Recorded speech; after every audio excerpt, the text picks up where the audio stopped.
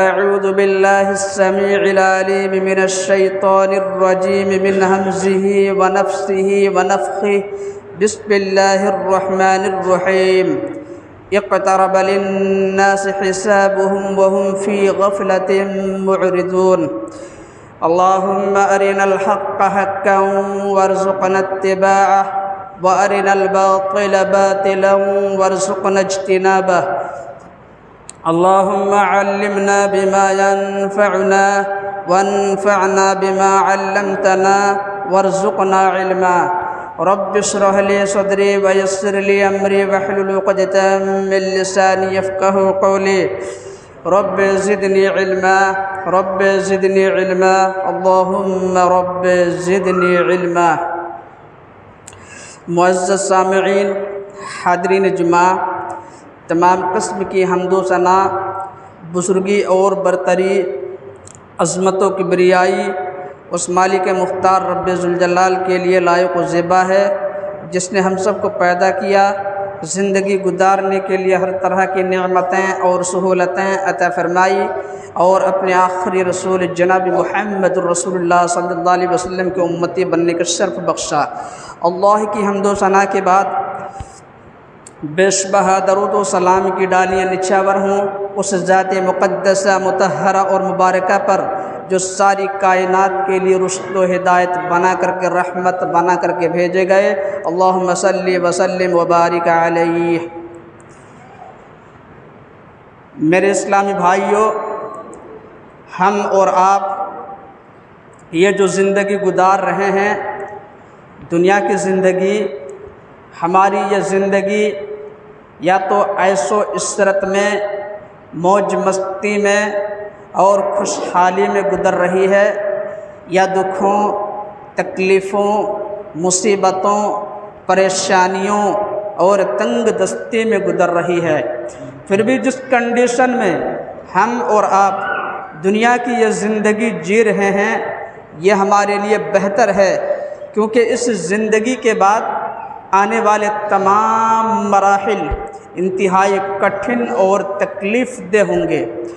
سب سے پہلا مرحلہ موت کا ہے، اور موت وہ کڑوا گھونٹ ہے جسے ہر ایک کو پینا ہے، جیسا کہ ارشاد ربانی ہے کل نفس ذائقۃ الموت، سورۃ الانبیاء سورہ نمبر 21 آیت نمبر 35۔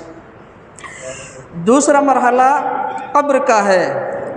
تیسرا مرحلہ میدان محشر میں اللہ کی عدالت میں پیشی کا ہے۔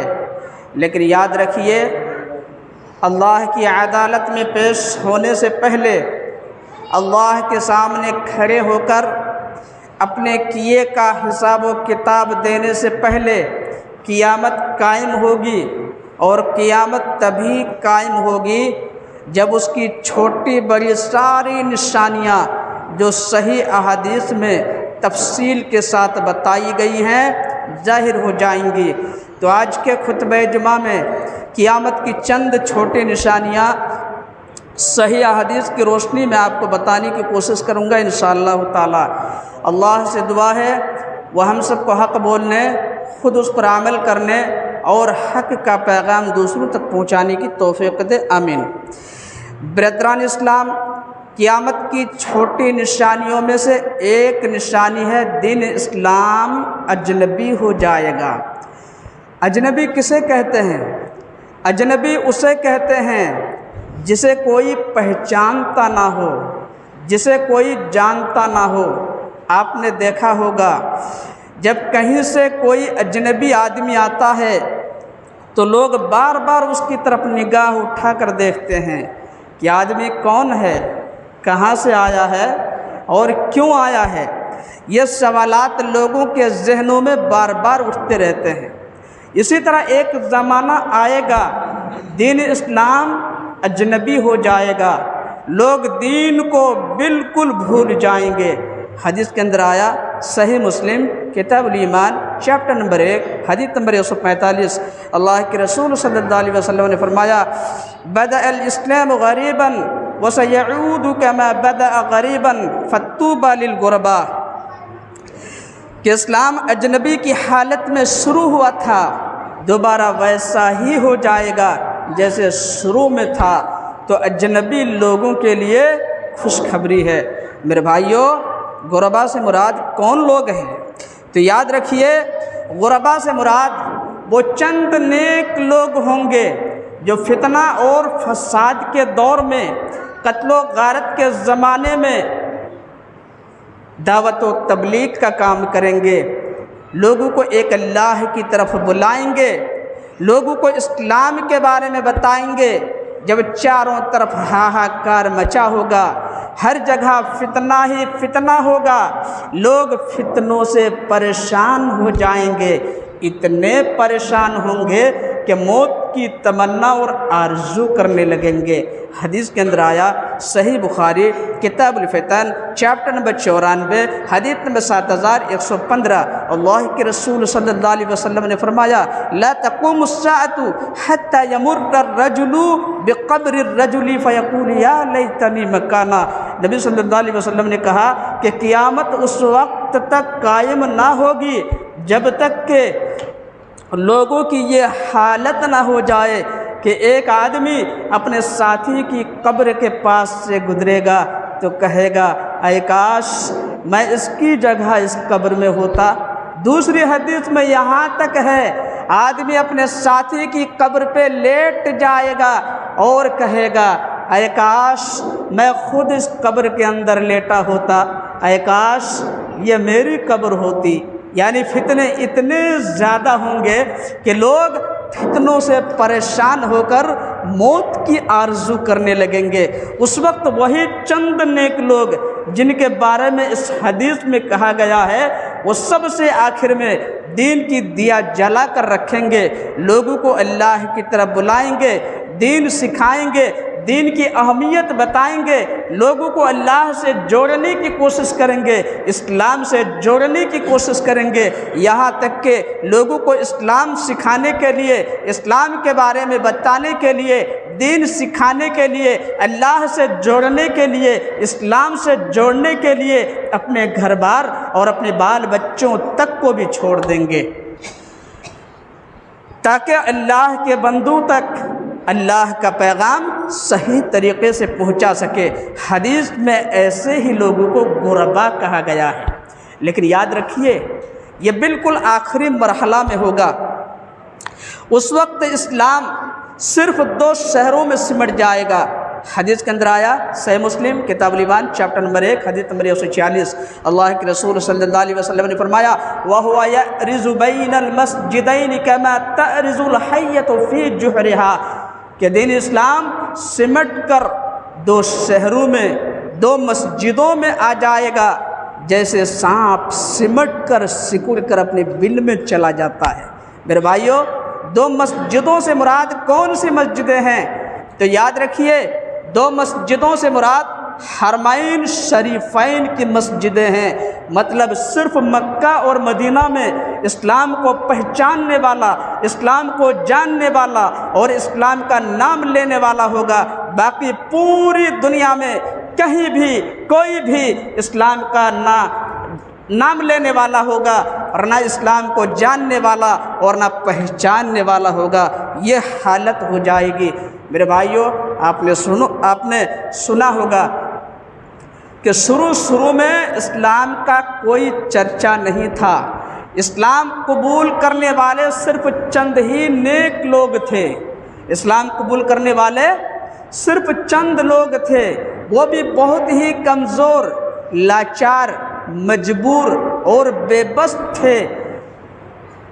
پھر آہستہ آہستہ اسلام ترقی کرتا گیا، مسلمان کفار، مشرکین اور یہود و نصارہ سے جنگ کرنے لگے، دنیا کے کونے کونے میں اسلام کا چرچا ہونے لگا اور مسلمانوں کی تعداد بڑھتی چلی گئی، جیسا کہ ہم اپنی آنکھوں سے دیکھ رہے ہیں۔ صرف اپنے بھارت دیش کے اندر سرکاری رپورٹ کے مطابق مسلمانوں کی آبادی 25 یا 30 کروڑ بتائی جاتی ہے، لیکن 25 یا 30 کروڑ کی آبادی نہیں بلکہ 40 سے 45 کروڑ تک کی آبادی مسلمانوں کی پہنچ چکی ہے۔ جی ہاں، یہ بات بالکل صحیح ہے، اسی لیے تو یہ لوگ اتنے بلبلا رہے ہیں۔ 24 گھنٹے وہ مسلمانوں کے خلاف میٹنگ کرتے رہتے ہیں، مسلمانوں کے خلاف کچھ نہ کچھ کرتے رہتے ہیں، مسلمانوں کے خلاف زہر اگلتے رہتے ہیں، مسلمانوں کو دھمکیاں دیتے ہیں اور بھڑکانے کی کوشش کرتے ہیں۔ میرے بھائیو غور کیجئے، جب اپنے ملک ہندوستان میں مسلمانوں کی اتنی بڑی تعداد ہے تو پوری دنیا میں مسلمانوں کی کتنی بڑی تعداد ہو سکتی ہے۔ لیکن قرب قیامت مسلمان طرح طرح کے فتنوں کا شکار ہو کر تعداد میں کم ہو جائیں گے اور دین اسلام کو بالکل بھول جائیں گے۔ وہی چند نیک لوگ جن کے بارے میں حدیث میں بتایا گیا شروع میں اور جنہیں غربا کہا گیا ہے، وہ سب سے آخر میں دین کی دیا جلا کر رکھیں گے، لوگوں کو دین سکھائیں گے، اسلام کے بارے میں بتائیں گے، یہاں تک کہ اسلام سے جوڑنے کے لیے، دین سکھانے کے لیے اپنے گھر بار سب کچھ چھوڑ دیں گے۔ لیکن یاد رکھیے، قیامت کی یہ نشانی ابھی تک ظاہر نہیں ہوئی ہے، بالکل آخری مرحلہ میں ظاہر ہوگی۔ اس وقت حضرت عیسیٰ علیہ السلام، عیسیٰ علیہ السلام کے بارے میں آپ نے سنا ہوگا، آپ جانتے ہیں کہ حضرت عیسیٰ علیہ السلام دنیا میں آ چکے ہیں، اللہ نے ان کو زندہ آسمان پہ اٹھا لیا ہے۔ پھر قیامت کے قریب وہ قیامت کی بڑی نشانی کے طور پر دنیا میں تشریف لائیں گے۔ اسی طرح امام مہدی کا بھی ظہور ہوگا، دونوں ایک لمبی زندگی گزاریں گے، پھر دونوں کی وفات ہو جائے گی، تب جا کر کے قیامت کی یہ والی نشانی ظاہر ہوگی جو میں نے حدیث کے حوالے سے بتایا ہے، یعنی دین اسلام اجنبی ہو جائے گا۔ قیامت کی چھوٹی نشانیوں میں سے ایک نشانی ہے دنیا سے محبت اور موت سے نفرت پیدا ہو جائے گی۔ حدیث سن لیجئے، ان ثوبان رضی اللہ تعالیٰ عنہ قال قال رسول اللہ صلی اللہ علیہ وسلم یوشک الامم ان تداعى علیکم كما تداعى الأكلة إلى قصعتها فقال قائل ومن قلة نحن يومئذ قال بل أنتم يومئذ كثير ولكنكم غثاء كغثاء السيل ولينزعن الله من صدور عدوكم المهابة منكم وليقذفن الله في قلوبكم الوهن فقال قائل يا رسول الله وما الوهن قال حب الدنيا وكراهية الموت۔ رواہ ابو داود فی کتاب الفتن والملاہم، چیپٹر نمبر 34، حدیث نمبر 4297۔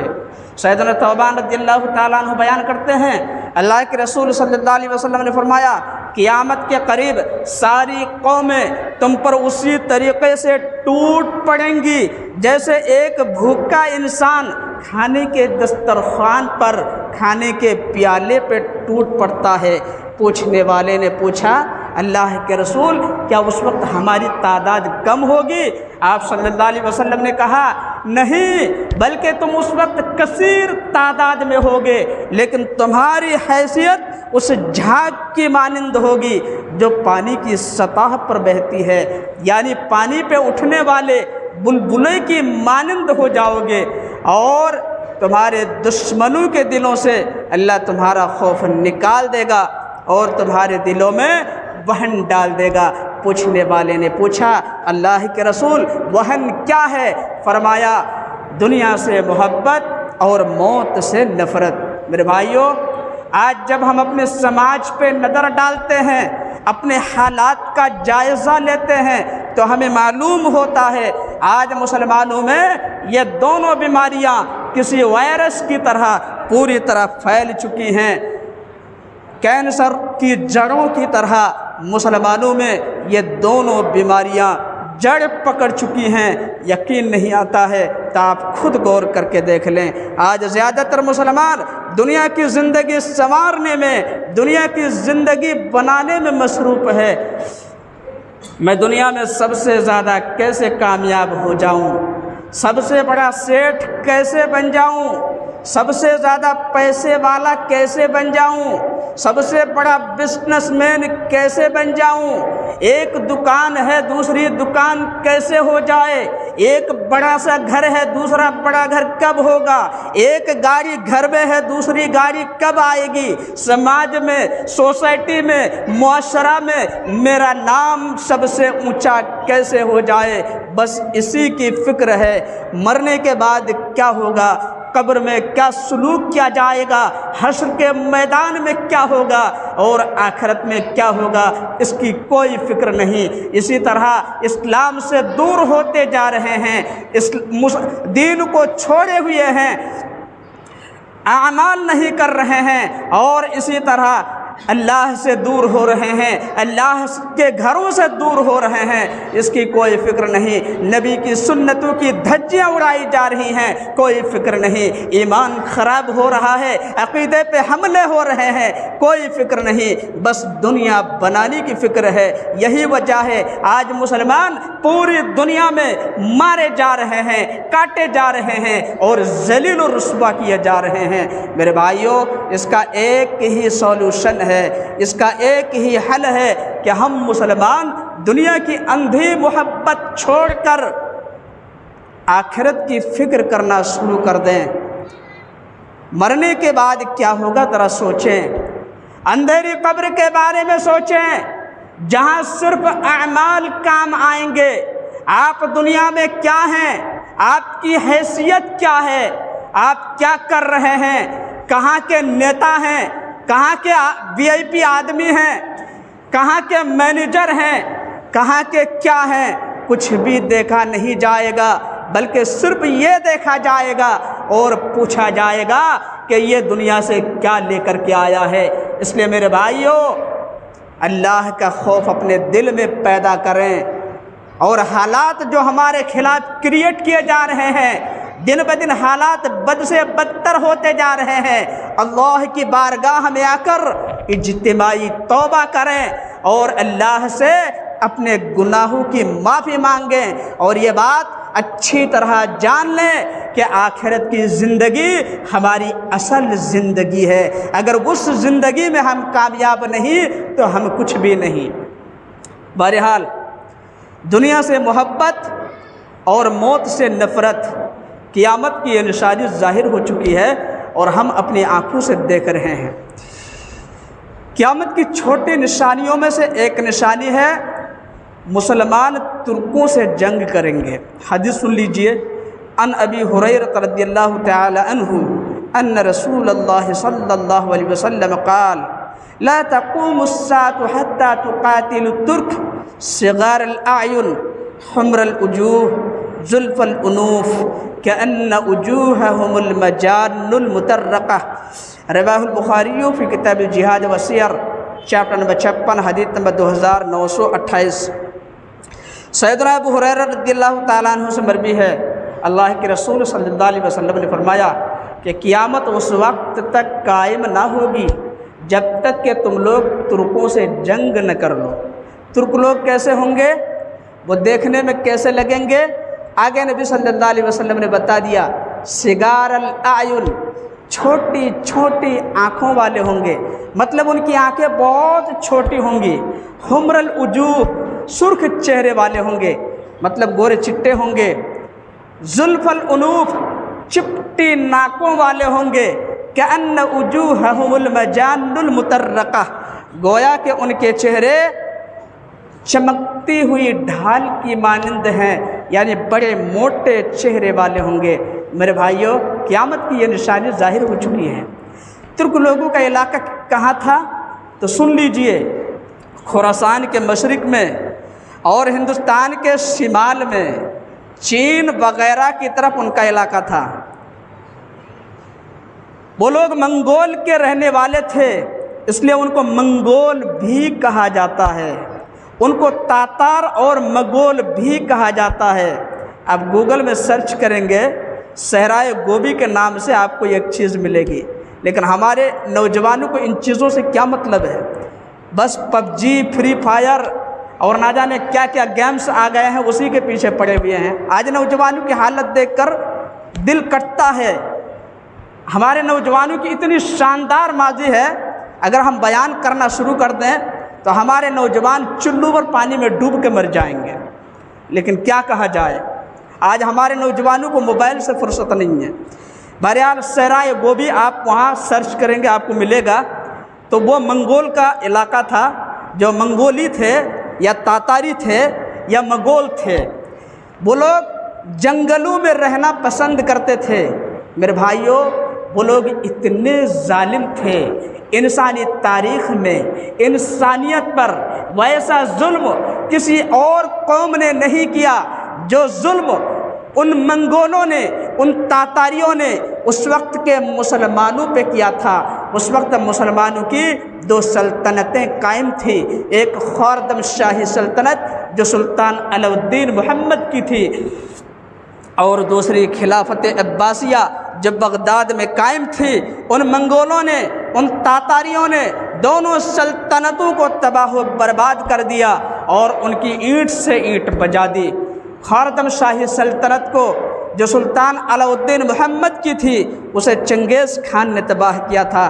چنگیز خان کے بارے میں اس وقت کے مورخین لکھتے ہیں، اس وقت کے مورخین کہتے ہیں کہ چنگیز خان جیسا ظالم اور کرور شاسک نہ آج تک دنیا میں کوئی آیا ہے اور نہ قیامت تک آئے گا۔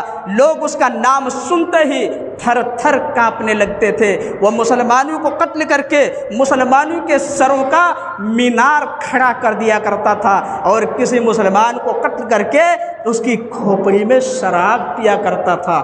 اللہ اکبر، اتنا بڑا ظالم تھا۔ اسی بدبخت نے خوردم شاہی سلطنت کو جو سلطان علاء الدین محمد کی تھی اور جو اس وقت کی سپر پاور اسلامی حکومت ہوا کرتی تھی، اس کو تباہ و برباد کر دیا۔ وہ بغداد پر بھی حملہ کرنا چاہتا تھا، لیکن اس کی عمر نے وفا نہ کی، ایک بیماری کی وجہ سے اس کی موت ہو گئی۔ البتہ اس کا یہ ادھورا خواب اس کا پوتا ہلاکو خان نے پورا کر دیا۔ ہلاکو خان نے بغداد پہ حملہ کیا تھا۔ اس وقت بغداد کا وزیر ابن القمی تھا جو شیعہ تھا، اور بغداد میں سنیوں کی حکومت قائم تھی۔ وہ سنیوں کی حکومت کو ختم کرنا چاہتا تھا، اس لیے اس نے ہلاکو خان کو خط لکھا کہ آؤ بغداد پہ حملہ کرو، میں اپنی پوری فوج کے ساتھ تمہارا ساتھ دوں گا، تمہاری مدد کروں گا۔ پھر کیا تھا، ہلاکو خان نے لاکھوں کی تعداد میں سپاہیوں کو ساتھ لے کر بغداد پہ حملہ کیا، اور بغداد میں وہ تانڈو مچایا جو تاریخ میں ایسا واقعہ ہم کو نہیں ملے گا۔ میرے بھائیوں، وہاں کے گھروں میں آگ لگا دی، مسجدوں کو توڑ دیا، اور اتنے مسلمانوں کو قتل کیا۔ حافظ ابن کثیر رحمہ اللہ جو اس وقت کے محدث بھی ہیں، مفسر بھی ہیں اور مورخ بھی ہیں، وہ اپنی کتاب البدایہ والنہایہ جلد نمبر 13 صفحہ نمبر 151 میں لکھتے ہیں کہ وہ تاتاری، وہ منگول اتنے ظالم تھے کہ اس نے پوری بغداد کی سلطنت کو تہس نہس کر دیا، اور اتنے مسلمانوں کو قتل کیا کہ دریائے فرات کا پانی خون سے لال ہو گیا۔ اللہ اکبر۔ تو میرے بھائیوں، ہم سے پہلے جو مسلمان تھے ان پہ بھی بہت زیادہ ظلم ہوا ہے۔ آج ہم اور آپ یہ سمجھ رہے ہیں کہ سب سے زیادہ ظلم ہم ہی پہ ہو رہا ہے۔ جی نہیں، آپ تاریخ پڑھیے، آپ مسلمانوں کی تاریخ پڑھیے، اسی طرح صحابہ کرام کی سیرت پڑھیے، ان کی زندگی اٹھا کر دیکھیے، آپ کو ظلم کی ایسی ایسی داستانیں ملیں گی کہ آپ کے رونگٹے کھڑے ہو جائیں گے۔ لیکن فرق صرف یہ ہے ان کے اور ہمارے بیچ میں کہ ان کا ایمان بہت مضبوط تھا، وہ اسلام پہ پہاڑ کی طرح، چٹان کی طرح قائم تھے، ہماری طرح نہیں تھے۔ وہ جتنا ان پہ ظلم ہوا، جیسے جیسے ان پہ ظلم ہوتا گیا، ان کا ایمان اور نکھرتا گیا، وہ اور مضبوطی کے ساتھ اسلام پہ قدم جماتا گیا۔ لیکن آج ہمارے پاس نہ صحیح ایمان ہے، نہ ہمارا عقیدہ صحیح ہے، نہ ہم اللہ کی عبادت صحیح سے کر رہے ہیں، نہ ہمارے معاملات صحیح ہیں، نہ ہمارا اخلاق صحیح ہے، بس حالات کا رونا روتے رہتے ہیں کہ ہمارے اوپر ایسا ہو رہا ہے، ویسا ہو رہا ہے۔ میرے بھائیوں، حالات کا رونا رونے سے بہتر ہے کہ ہم اپنی حالات پہ روئیں، اپنے بارے میں سوچیں، اپنے نفس کا محاسبہ کریں، اپنے اعمال کا جائزہ لیں اور یہ سوچیں کیا ہم اس قابل ہیں کہ اللہ تعالیٰ ہماری پریشانی دور کرے؟ کیا ہمارا ایمان اتنا اچھا ہے کہ اللہ تعالیٰ ہماری مدد کرے؟ میرے بھائیوں، فتنوں کا دور چل رہا ہے، نت نئے انداز میں روزانہ کوئی نہ کوئی فتنہ ظاہر ہو رہا ہے۔ فتنوں کے اس دور میں اگر ہم اپنے ایمان کی حفاظت نہیں کریں گے، اپنا عقیدہ درست نہیں کریں گے، اپنے اعمال کی اصلاح نہیں کریں گے تو یاد رکھیے جیسے ہم یہاں پریشان ہیں وہاں بھی پریشان رہیں گے، جیسے یہاں ہم ذلیل و رسوا ہو رہے ہیں آخرت میں بھی ذلت و رسوائی ہمارا مقدر بن جائے گی۔ اس لیے میرے بھائیوں، فتنوں کے اس دور میں ہمیں اپنے ایمان کی حفاظت کرنے کی ضرورت ہے، ہمیں اپنا عقیدہ صحیح کرنے کی ضرورت ہے، ہمیں اپنے اعمال کی اصلاح کرنے کی ضرورت ہے اور اپنے گناہوں سے سچے دل سے توبہ کرنے کی ضرورت ہے، اللہ کے گھروں کو آباد کرنے کی ضرورت ہے، اللہ سے اور اسلام سے اپنا رشتہ مضبوط کرنے کی ضرورت ہے اور حالات سے سبق حاصل کرنے کی ضرورت ہے۔